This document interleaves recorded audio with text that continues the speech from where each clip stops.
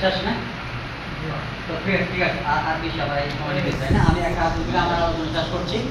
সর্বশেষ আমি একটা হাদিস বলে আলোচনা শেষ করছি। প্রিয় উপস্থিতি, রাসূল বলছেন, ভাই কুল্লু মাইতিন ইউখতাম আমালু, সব মানুষ মরার সাথে সাথে আমল শেষ না?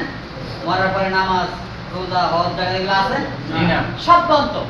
কিন্তু ইল্লাল্লাযী মাতা মুরাবিকান ফিসা, যে লোকটা দিনের পাহারা দিতে দিতে মারা যায়, হাল আল্লাহ কিন্তু জানেন বান্দা সুবিধা হইলে আছে, অসুবিধা হইলে আবার জীবন পিছিয়ে যাবো, এই জন্য মুড়ি মেরে দিছে। মুরাবি টান টান মানে হাল, অর্থাৎ কন্টিনিউ। যখন মরে তখনও পাহারা দেয়, মানে পাহারা দিয়ে দিনের সক্রিয় কর্মী থাকা অবস্থায় যদি মারা যায় আর দিনে বসে তার প্রথম পুরস্কার লোক সে কবরে শুয়ে থাকবে, ঘুমিয়ে থাকবে, কিয়ামত পর্যন্ত পুরো দিন কায়েমের সকল সওয়াব তার আমলে লাগাও। সুবহানাল্লাহ। দিনের কর্মী, কোরআনের কর্মী হায়াত 1 বছর না, 70 বছর না, 7 লাখ না, কিয়ামত পর্যন্ত। কিয়ামত 1 লাখ বছর পরে হইতে পারে, আমি কি জানি?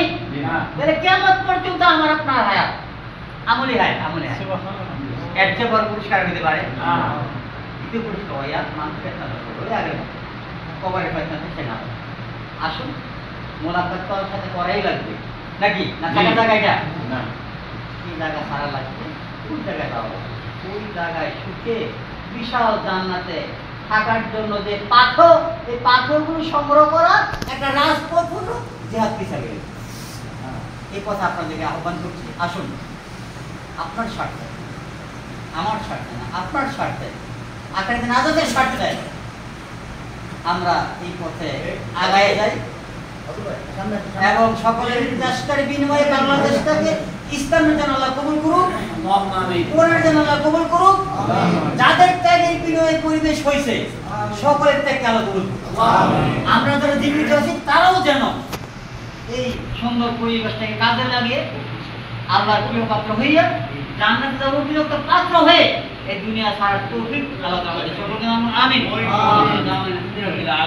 আসসালামু আলাইকুম।